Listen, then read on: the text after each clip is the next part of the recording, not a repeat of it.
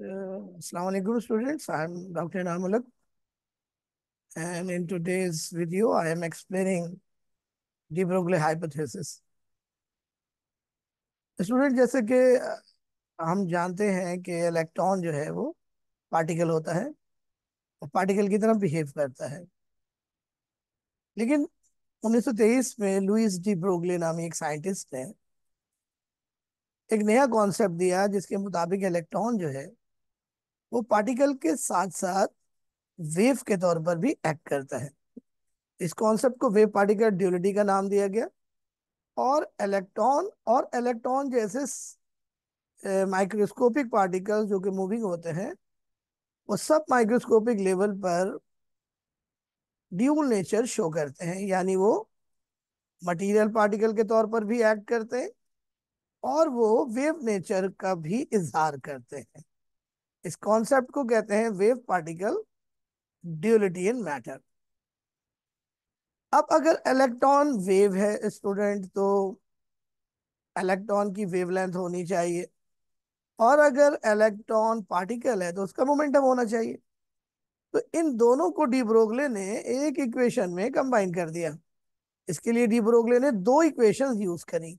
एक इक्वेशन थी Einstein equation और दूसरी थी प्लांक्स इक्वेशन।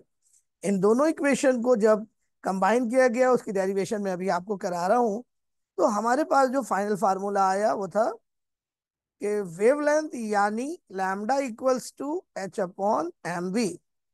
एम वी क्या है? Momentum. So lambda equals to H upon momentum. This is known as de Broglie's equation. इस इक्वेशन से हमें ये पता चला कि वेवलेंथ जो पार्टिकल की होती है वो उसके मोमेंटम के साथ इनवर्सली रिलेटेड होती है। तो स्टूडेंट ये इक्वेशन कैसे ड्राइव हुई, आइए वो देखते हैं। स्टूडेंट इस इक्वेशन को ड्राइव करने के लिए हमने दो इक्वेशन यूज करनी है। एक है जी प्लांक्स इक्वेशन, दूसरी आइंस्टाइन इक्वेशन।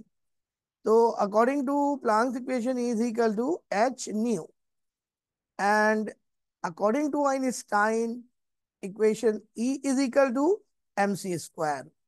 नाउ स्टूडेंट्स, चूंकि हम दो साइड इक्वेशन की सेम है, हम इन दोनों इक्वेशन को इक्वेट करेंगे। तो h nu equals to m c square हो जाएगा student.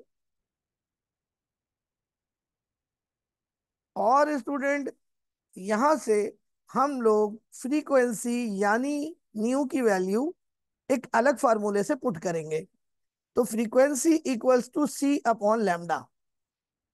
Frequency equal to c upon lambda. और ये कहां से आया? ये सी अपॉन लैम्डा कैसे आया?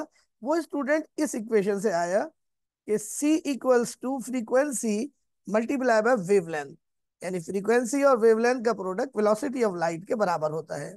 सी मींस वेलोसिटी ऑफ लाइट। तो स्टूडेंट इस इक्वेशन में हम फ्रीक्वेंसी की वैल्यू डालेंगे ये वाली, तो हमारे पास जो है वो ये सिचुएशन हो जाएगी h c upon lambda equals to m c square.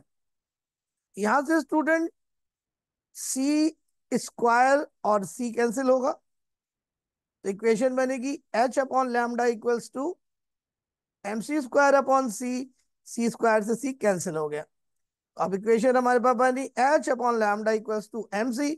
चूंकि हमें लैम्डा निकालना है, लैम्डा को हम क्रॉस मल्टीप्लाई करके ऊपर लेके जाएंगे और एम सी को हम नीचे ले आएंगे। तो हमारे पास फार्मूला बनेगा lambda equal to H upon m C.